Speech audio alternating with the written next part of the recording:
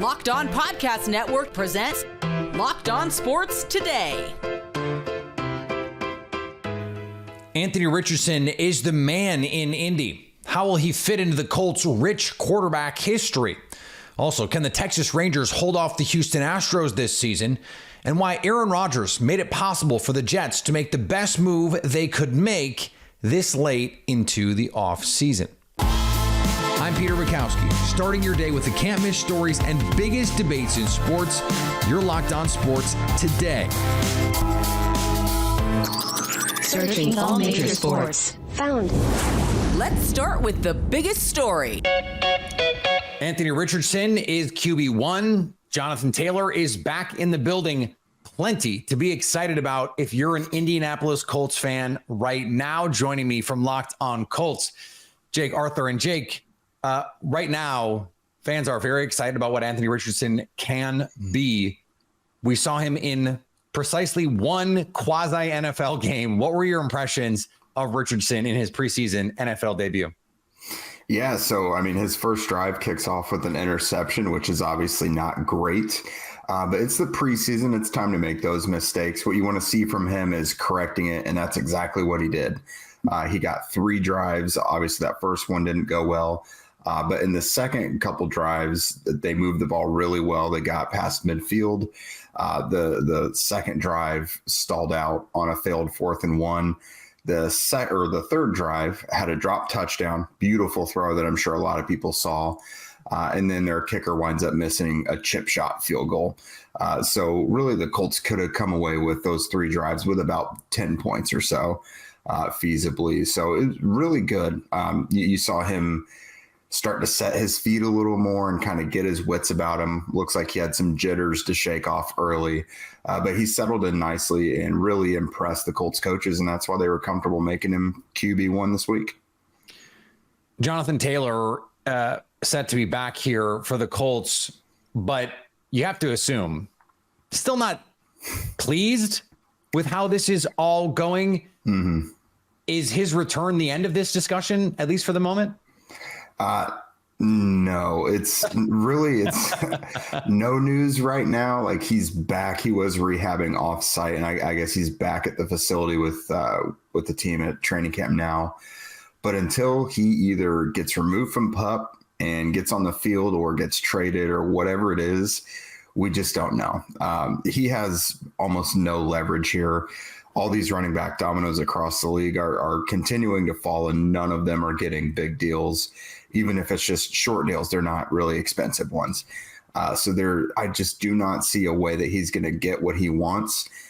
Plus, if this ankle injury is legitimately a thing and it's the same one that got repaired in January, that normal timeline for return is about a month. And again, it happened in January, and here we are in August, mid-August.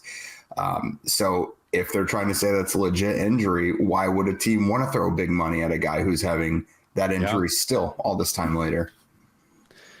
It does seem like, though, if you want Anthony Richardson to succeed, having arguably the best running back in football there and happy and a part of this team long term would make a lot of sense. Plus, Jake, isn't this why you have a rookie quarterback on a rookie contract? Understanding, okay, it's a little more expensive because he's a top 5 pick, but isn't this why you have a rookie contract, so you can maybe overpay in a position like this, because it makes you better with this rookie quarterback when you can afford to do something like this? Yeah, I honestly think this is pretty uncharacteristic for the Colts, and specifically Chris Ballard. They've preached since the day he got here in 2017 they were going to draft and develop and re-sign their own guys. And yes, running back isn't a premium position, but they reset the market with Quentin Nelson at guard. They reset the market. Not a premium position. Shaquille Leonard at linebacker. Not a premium position. Exactly. So you think Jonathan Taylor, being a top 5 running back in the NFL, who gave you arguably the best season a Colts running back has ever had, considering Hall of Famers Lenny Moore, Edgerrin James, Eric Dickerson, all these guys, Marshall Faulk. He's had the best season of all of them.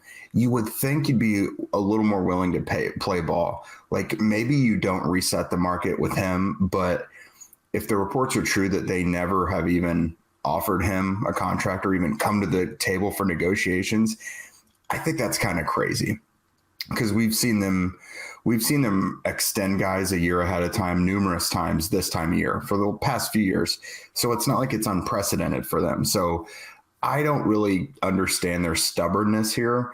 I don't really think any side is particularly handling it well, but I especially don't know why the Colts wouldn't want to match Taylor with Richardson for at least the next couple years. Stay up to date all year on the Indianapolis Colts by subscribing to Locked On Sports today and Locked On Colts on your favorite podcast app and on YouTube. Thanks for making Locked On Sports today your first listen. Coming up, can the Rangers hold off the Astros in the West? Before we get to that, the blindside story continues to take strange turns. Football season is about to kick off, and FanDuel is giving you a chance to win all season long. This is such a cool promotion. Right now, when you bet on a Super Bowl winner, you can get bonus bets every time they win in the regular season. Just pick any team to win the Super Bowl, and you'll get bonus bets for every victory. You can use your bonus bets on point spreads, on player props, on totals, whatever.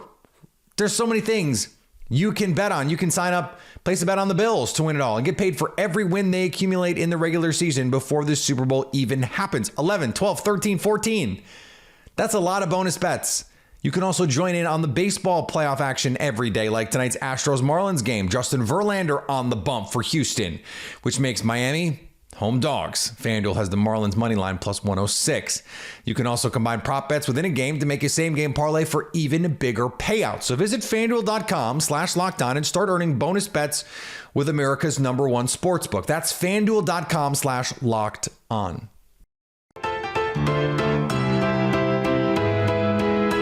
The Tuohys have issued their dispute to Michael Oher's claims that they took advantage of him financially. Attorney Martin Singer issued a statement on behalf of the Tuohys that called Oher's petition transparently ridiculous. The statement further says Oher has actually attempted to run this play several times before, but it seems that numerous other lawyers stopped representing him once they saw the evidence and learned the truth. They insisted that any money received be divided equally, and they had made good on that pledge. The evidence documented in profit participation checks and studio accounting statements is clear. Over the years, the Tuohys have given Mr. Oher an equal cut of every penny received from the blind side. The statement from the Tuohys also included a threat from Oher that he would plant a negative story about them in the press unless they paid him $15 million. This has gone from a ripped from the headlines book and movie to straight up tabloid stuff. When Baltimore Ravens quarterback Lamar Jackson throws a touchdown pass this season, there's a chance it will come on a route that he suggested. One of the biggest changes in the Ravens' first season under new offensive coordinator Todd Monken is more freedom and input from Jackson. In addition to giving Jackson the leeway to audible, Baltimore is using plays that Jackson has sent to the coaching staff. It would appear Jackson is putting his stamp on a revamped offense that is looking to bounce back from averaging under 21 points per game, the Ravens' fewest since 2015. In baseball, did the Braves just stick a fork in the Yankees' playoff hopes?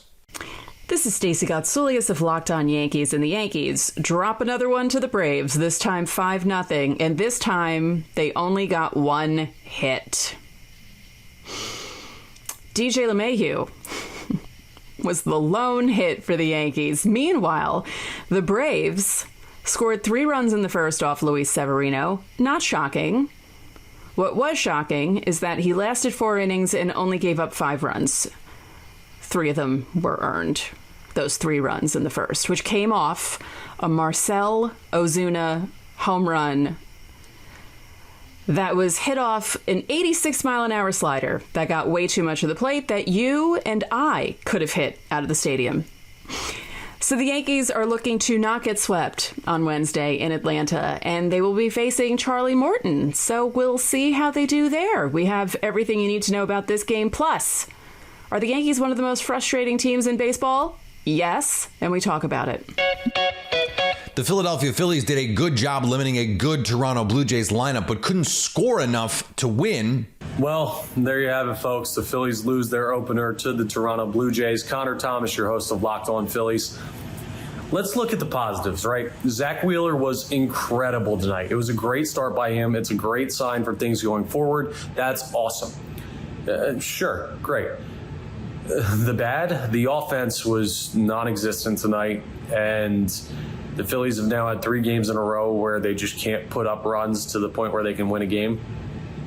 Yeah, I'm a little bit worried about it, but Toronto's a good team. You go out, you win Nola start tomorrow, and we feel a lot better about this, and Toronto's a playoff opponent. I mean, this is kind of to be expected, a tough, tight game. I just want to see the offense wake up more. I'm not mad about the loss because the Phillies did some really good things defensively and on the mound tonight. Just a game that you wish they would have gotten. Oh well, 2-game set. Go ahead and split it tomorrow. We'll talk more on the next episode of Locked On Phillies.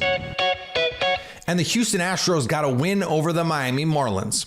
Howdy, y'all. The Astros won a ball game. Oh, wait, why am I talking like that? I guess I'm just excited that the Astros won a game. It was another one of those late comebacks, and the Astros have been doing that a little bit lately. They scored 2 in the 4th, 2 in the 5th, 1 in 6th, and 1 in 7th. That was a go-ahead home run by Kyle Tucker.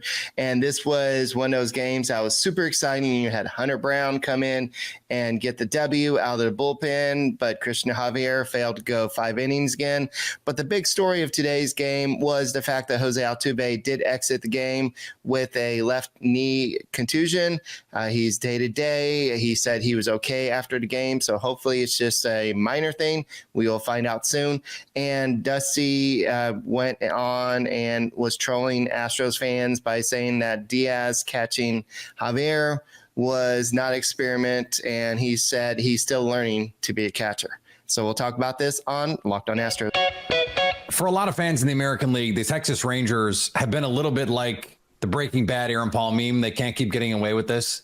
And yet they do. It looks like if you're, let's say, a casual baseball fan, that the Houston Astros, they should have caught the Texas Rangers by now. They're the big bad team in Major League Baseball. And yet here we stand in mid-August, and the Rangers have a 3-game lead in the AL West. And by the way, a run differential better than double the Houston Astros. Bryce Paterick from Locked On Rangers joins me now. And Bryce, we talked just a week or two ago about how this team has built to this point, and they've been able to keep this consistent here as we come down the stretch. So as this keeps going, how does your impression of them as playoff contenders change? Well, I mean, I've been pretty steadfast since about mid-May that this team is a playoff contender. And the further it goes, the further I think, oh, why not a World Series contender? I mean, with the injury to Jacob deGrom, obviously that is a huge blow to nearly any team. Losing a Jacob deGrom is a season ender, but so far for the Rangers, it hasn't been. The offense has been absolutely incredible. It's basically on par with that almost on par with that 2021 Giants offense that won 106 games. Donnie Ecker was the hitting coach of that Giants team. Now he is over on the Rangers, and he is making a world of difference. Corey Seager is in the middle of a 2-homer day. He's just put up some absolutely incredible numbers. The top through the bottom of this lineup is exceptional. Max Scherzer, outside of that 1 inning, and even with that 1 inning, has been exceptional with Rangers. And Jordan Montgomery, the other pitcher the Rangers traded for, has also been really dang good. They got some good health news about Nathan Eovaldi, who was the best pitcher on this team for the entirety of the season. Hopefully he's going to be coming back soon. Got some good news and got Jonah Heim back. So, I mean, this team is legitimately good. They're as good as the record says, as good as their run differential says, and eventually it's going to take to the end of the season until the Rangers actually do it. But this is now the big, baddest team in the AL West. It's not just the biggest, baddest team in the AL West, by the way. By point differential, I know they don't have the best record in the American League, but by point differential, no one else in the AL is even close. They're almost 50 runs clear of the Tampa Bay Rays. And are you trying to tell me that a team that is, by all accounts, not overachieving, that would be undiplomatic, but is playing like the best team in the American League could actually be getting better because they're getting healthy? Yeah, they absolutely are. They had some key injuries in the month of August. They had 3 of their All-Stars actually go down in Nathan Eovaldi, in Josh Young, the third baseman, the rookie from Texas Tech. He is going to be out for another about 4 weeks. He had just the most random freak injury, a line drive off his thumb, a double play that he turned, but he's going to be out for 6 weeks total. I think we're about 2 weeks removed from that. Jonah Heim had a pop in his wrist, which is a scary injury, and he came back after 3 weeks. I thought thought, oh no, the season's definitely done, but he's back and already in the lineup. And I mean, this team just keeps getting better. Max Scherzer has been exceptional again. I mean, it's just every single part of this team is going well. The lineup, the rotation, the bullpen now. It's just, there's not really a weak link in this team at this moment, even with these key injuries. And Corey Seager still isn't fully healthy. But I mean, when he's on the field, he's just the best hitter in all of baseball. According to our friends at FanDuel, the Texas Rangers are 8-1 to win the World Series. That is behind the Houston Astros still, who are plus 550. Tell me why the Texas Rangers shouldn't be the favorite in the American League.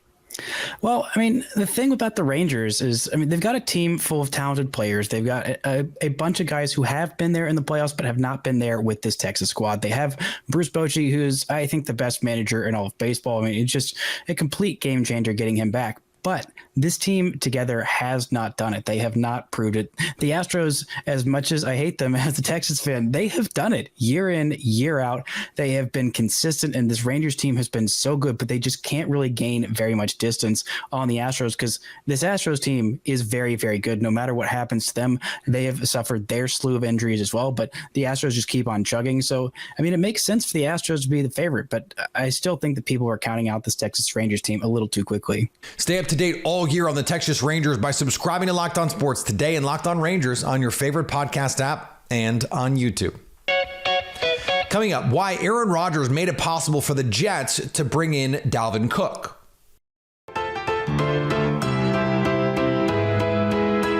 Better late than never, right? Aaron Rodgers giving money back to the Jets this year enabled them to go out and make a few moves. Enter Dalvin Cook, who Locked On Jets host John Butchko sees as the best possible move the Jets could have made right now.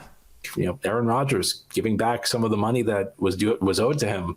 Maybe it makes a signing like this possible. Maybe it shows you that Aaron Rodgers is fully committed to this team. Aaron Rodgers is fully committed to making this a championship caliber team. And I think ultimately on today, August 15th, how are you going to improve your football team? I don't know that you can do better based on the players who are available than signing Dalvin Cook. You know, this may not have been true even a month ago. It may not have been true 3 months ago. But on August 15th, I'm not sure that there was a better move for the Jets that could up their ceiling more than Dalvin Cook. It's not just the moves that the Jets can make right now either. In fact, former Packers backup quarterback Kurt Benkert went on Up and Adams on FanDuel TV yesterday and suggested David Bakhtiari could be a future Jet. That could be this year. It could be next year if the Packers move on from him.